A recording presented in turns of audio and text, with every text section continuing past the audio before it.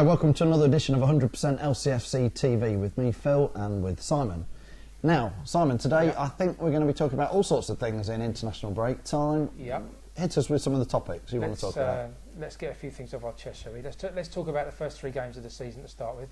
Yep. So we've played 3 games, league games, I'm talking about. Yeah, we're forgetting the League Cup game. It didn't happen. It didn't happen. That one, yeah, we'll just forget about that. So we've had Everton, Chelsea and Arsenal. Yep. 3 tough start. Really tough start. I think the pundits were all looking at us thinking you've probably got the hardest start. That's what everybody was saying, wasn't it? Leicester's got the toughest start. And I think we've come out of it with a real gold star. I think we've put in 3 The performance, we talked about performance before the season started, and I think the performances have been there in all those 3 league games. The League Cup was a shocker, but the league games, really, the performance has been really good. The results have been really good. I'm still a bit disappointed that we didn't pick up that win against Arsenal. I think we had a chance to. But I think 2 points out of those 3 games, we'd have all settled for that. I think you could argue as a City fan in both the Everton and the Arsenal game, we had a sniff at 3 we had a chance. Points. Yeah. But I think if you put your neutral hat on, I think probably I think you'd say you've done well. A draw in both games is probably the fair result, if you like. Yeah, I agree. I think the thing that's coming out of it for me at the moment is the level of performance that we're putting in. Yeah. We've not been made to look stupid, have we? Exactly. As yet. Exactly. We've competed with these sides. We've competed with 3 top 6 sides. Yeah. We've given them all a game. I think we've shocked a few people. I think I've seen a few tweets flying around from the likes of Matt Letizia and Ray Parlour and the likes, saying, this Leicester side are actually, they've got a bit of something about them. We've tried to play football, I think, haven't we? We've not just hoofed it up. Yeah. I like the way that when the teams are going to attack us and are going to come into our team, like Everton and Arsenal both did at the King Power, I think we look dangerous when it's suddenly we turn that, when we're defending into a break. I think we've got players with Schlupp and Ujola and Merez who can break at speed, and I think that will sort of suit our team.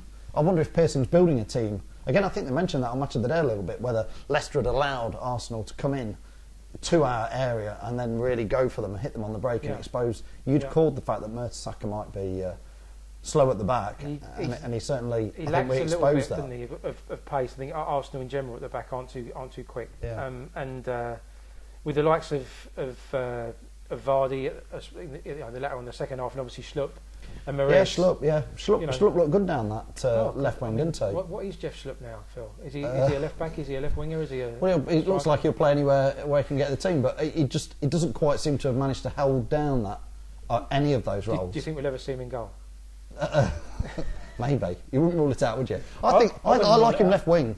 I think left wing and he played that role nicely, didn't he? I think he's growing into the left wing role. Yeah, Konchesky behind him. We thought they'd be vying over positions, but they actually overlapped and worked quite well because they can drop back. One can cover the other. Yeah, and they seem to. I mean, because Schlupp's had that defensive discipline in him at the back end of last season. He sees Konchesky go straight by him. He's got that ability to fill that defensive role as well. So they complement each other really well. And I mean, for me, Konchesky is playing better this season than he did last. Quite a few people of the fans have been commenting on that and tweeting about that actually he's looked better in the Premier League than he looked in the Championship. But he is an ex-Premier League player, so whether the step up in quality and all that's made him step his game up, I don't know. It's almost like he's tailor-made for the Premier League or something. Yeah. His game just suits it, but I mean, it just looks like, at the moment, an absolute shoe-in Premier League left back. I mean, you can't put a foot wrong at the moment. No. And again, still like Delat. I know before Arsenal there was a few people criticising him for some unknown reason. None of us seem to understand why. But again, when we talked with fans after the game on Sunday, everybody said Richard Delat had a great game. He had a great game against Arsenal, the best of the 3 so far. Yeah. I think unfortunately for him, I think he had a torrid.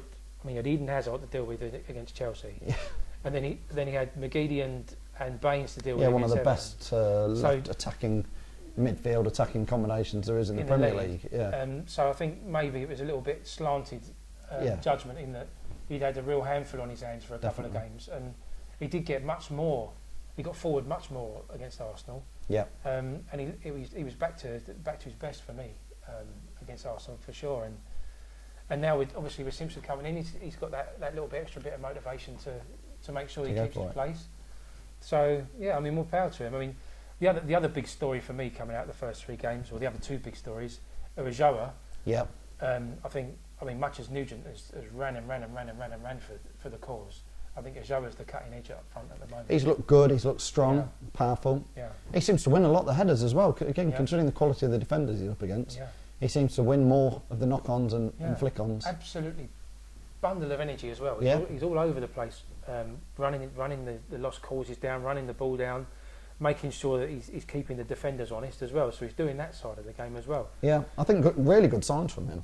Yeah, really positive. I think like we said, 2 goals, 3 games. I mean, it's a good start. It's more than a good start. It's a great start. He could be the buy of the summer for a striker. I mean, £8 million. It starts to look cheap.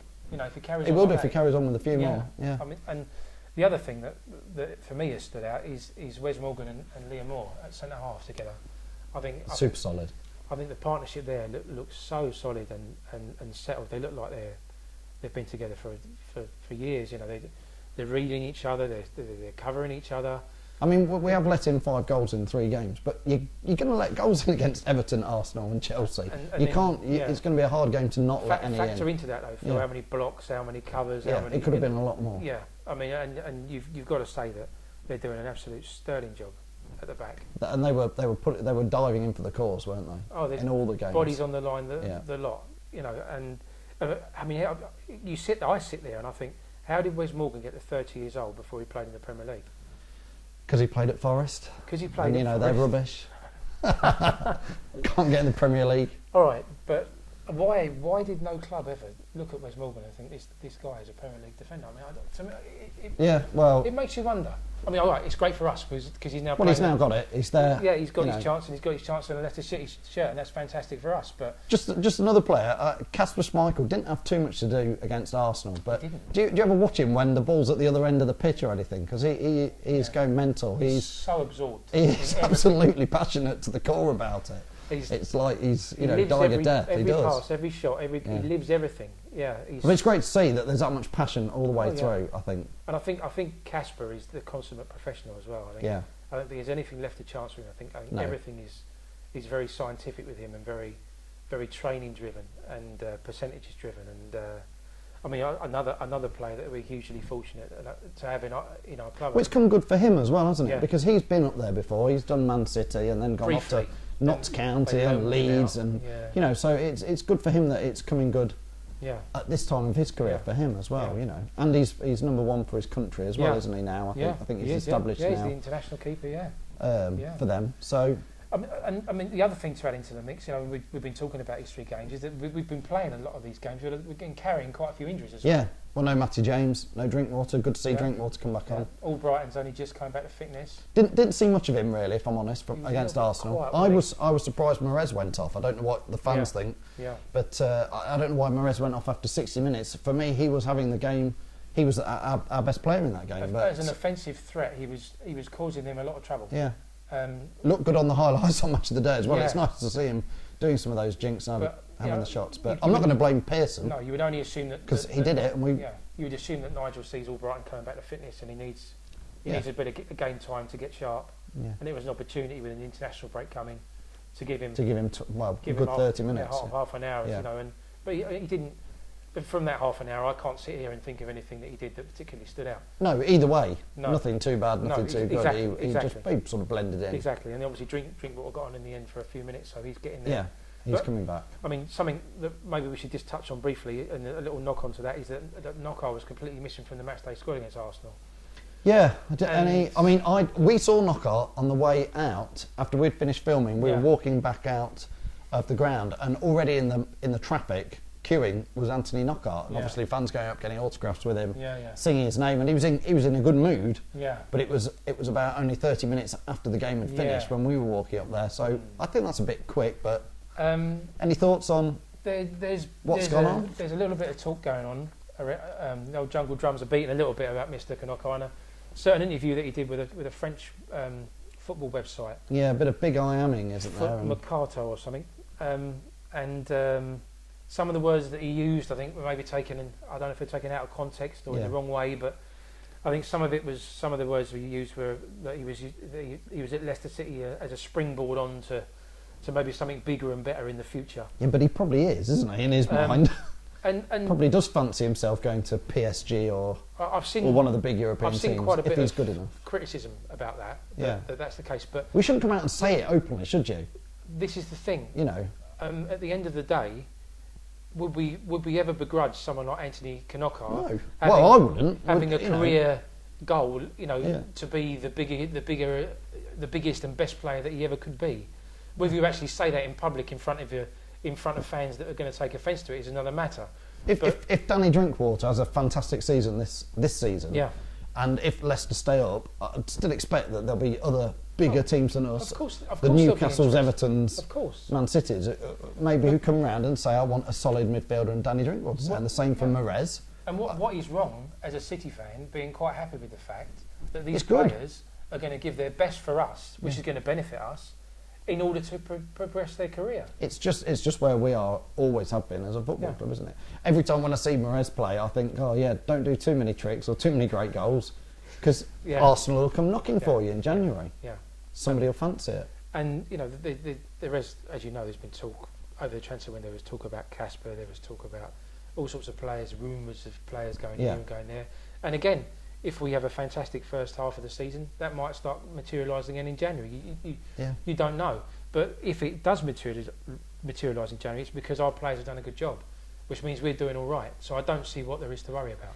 I think Mahrez and Knockaert are very similar players in many ways, but I think physically Mahrez is just that bit taller, seems longer legs, a little bit faster, and a little bit more speedy. And one thing he does seem to do a little bit more than Knockaert is use the ball correctly at the end. He won't do one trick too many. He will lay off a pass and he will move. I think Knockaert can sometimes beat a man 3 times and then try and do it a 4th time, and it doesn't always come off. And when it doesn't come off, it can look messy. I think there's times when both of them make an incorrect decision at times on whether to release or to shoot. I think that they're both young, they're both learning. I don't think there's any harm in that. I think it comes from the right reasons. So I think. I think it's exciting to see it. I'd never mind any of them losing it around the area. It's when they do it around our area, and you think, get it up the other end. I think it's all in the Leicester City cause, and in that interview as well. Just to add on, I mean, some of the things. I think sometimes some of these things can get misconstrued a little bit. He did also talk about the potential to sign a new contract at Leicester City, and so they've not mentioned that much. No, so there are other more positive things in there as well that weren't all just about Anthony Knockaert and where I'm going and where I'm going to be in 3 years' time and all this kind of stuff. He probably does want to go and play for Marseille or PSG. I don't know, or wouldn't. But that's just football, isn't it? Most players do fancy moving on to at the end of the day, it's his career. Yeah. And so it's his job. And if he has a great career and somebody big does come sniffing after it, means he's had a great season for us and we've benefited. We've benefited as a result of that. Yeah. So why worry? No, I just think let him be. Yeah. Let him get on with it. But it does, just coming round onto it, it does make you wonder why he wasn't involved in the match squad at all, on whether he was actually injured again, or whether there was a little bit of. Well, it's nice that we've got players coming back, and they've got there's some strength in depth now. I think we'd say. Yes. Not too much. Yes. Not massive amounts of strength in depth, but I think there's just about enough. Especially to get us to January at least. Yeah, I think with those, we've got options now. Lawrence and Powell. We've got options. Yeah, good. Right. Do you want to talk a little bit about what's going to be coming up for Leicester over the next few games? Very quickly, yes. Very quickly. So next game is Stoke. Next game, Stoke. I'm actually a little bit more personally concerned about Stoke than maybe some of the games that come after. Yeah. Because they look. From what I've seen of them, they've picked up 4 points so far. One away at Man City last week. They beat Man City at Man City, which is no mean feat. Mark Hughes has got them. They're solid and starting to play some quite exciting football. You start to wonder if that is actually going to be a bit more of a challenge.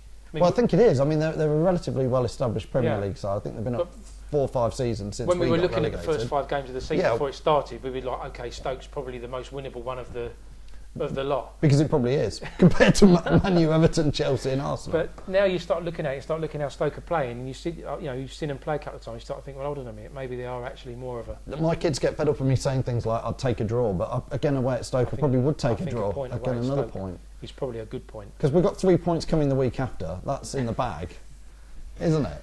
So yes, Mr. Van Gaal and his Man United squad arrived. And he's just spent about £100 million, hasn't he? Yes, he's just... Di Maria was... 50 something, 58 million or something, and Falcao walks through the door a couple of days later. I've got to say on Falcao, we put a few tweets out on that. I think, this is me personally. I think it's disgusting if he's getting paid that sort of money, £346,000 a week, with all the things that's going on in the world. But I mean, that's a whole other show, Phil, isn't it? I mean, well, it is really. But what's the world come to when a football player's getting that? In my opinion, I don't think there's anyone doing a job in the world that's worth that amount of money. But that's football. Liam Moore and Wes, they'll probably have them both in the pockets, won't they? And Mr. Rooney as well into the mix. Rooney, yeah. Well, if he plays like he did for England, yeah, on Wednesday, we'll see. But Van Gaal has been very vocal in saying that historically he's always started quite slowly at clubs. When he's first gone to clubs, the clubs have always had quite a slow start before they start to get into buying into his system. He's looking at it long term, isn't he? He's looking at 2 or 3 years to turn it around, not 2 or 3 weeks. They drew 0-0 with Burnley in their last match. They were quite pleased with that, I think. But. Yeah. So, I mean, to me, I don't know. I think when Man United turn up at King Power Stadium, I think go for it. I think we've got. I think there's every chance there to pick up points. Looking at the way they're playing and what they've done so far, the way we played against Arsenal. Why not? They looked a real mess against MK Dons. Oh my word! Yeah. So, I hope they come and have a. I mean, they've just spent £100 million, so they shouldn't look such quite a mess. But I mean, I think if ever there's a good time to play Man U, it's probably around now. I think it probably is around now. I think we're getting the right time because I think by Christmas, I think Van Gaal will have them sorted out, and I think then they really are going to start to spank some sides. Yeah. So I think we're getting them at a good time. So by the time we get to Man U, we've had a tough start. Yes. And we'll see how many points we've got, and then it doesn't get any easier, but it does slightly. You start to see games. You start to see games where you think there might be a win there. There's a chink. You think we should be going there and getting something. But Palace after that. Yeah. Neil Warnock just gone there. They've just signed Zaha back on loan from Man United. Yeah. I don't know. I mean, I know a couple of Palace fans that I speak to personally. They're completely underwhelmed by the appointment of Warnock again. Yeah. Well, we said he wouldn't have been their first choice, I'm sure. No. And his historical past in the Premier League certainly doesn't fill anybody with any particular confidence. I've got them in my bottom 3, hopefully. I think they're, for me as well, a likely relegation contender. Yeah. So you would hope we could go there and really give them a game and pick something up from that. It's a game that really. I think that's when you start to see if we do go there and we do pick up 3 points. I think you'll start to think we are slightly better than some of these teams. I think if we don't, the panic buttons aren't going to rise. But I think the hard start. We can all be sat around thinking it's a bloody hard start. So a point here is great, but when you start playing Burnleys and Palaces. Yeah, but I think the key factor in that for me is that we maintain the level of performance that we've put in against the Arsenals and the Chelseas in the Palace and the Burnley games. And then we should come out with something. Exactly. But if we allow our level to drop a little bit because we're playing Palace and Burnley now, then we're going to end up in a dogfight with them, and we can end up only getting a point or nothing. I think if we can maintain that level of intensity that we've done in those bigger games, then we've got the firepower. We've already shown that because we're scoring against these big clubs. We've got the capability to get the points. And then the next 5 games rounds off with a trip up north to Newcastle. Yeah. And just looking at a little bit of business here. I mean, I'm not quite sure what Newcastle are doing at the moment. I mean, they seem to be selling their best players. Yeah, not replacing them. They don't seem to be replacing them with anything. So Ben Arthur, wasn't it, or whatever, to Hull on the last day. Debussy went off to Arsenal over the summer, and you didn't really sign anybody in. Doesn't actually seem to be any strategy there at the moment. No. I'm not quite sure what's going on there. Probably cashing in. I think there's a little bit of cashing in going on. Yeah. So there's really not a lot to be terrified about going up there either. So, the chance for points comes. We can stop talking a little bit about just important that we perform and start actually getting talking some points. About winning some games and actually getting ourselves up away into mid-table somewhere. Yeah. Moving on. Okay, so it's been a steady start. Very steady. Exciting start, certainly at home against Everton and Arsenal. Lots of positive takes from that. Yeah. Don't forget to drop us your comments and your tweets and tell us what you want us to talk about and what you guys want to talk about. Let us know what you think the start of the season's been. But from 100% LCFC TV, from myself, Phil, and from Simon, thanks again for watching, and we'll see you next time.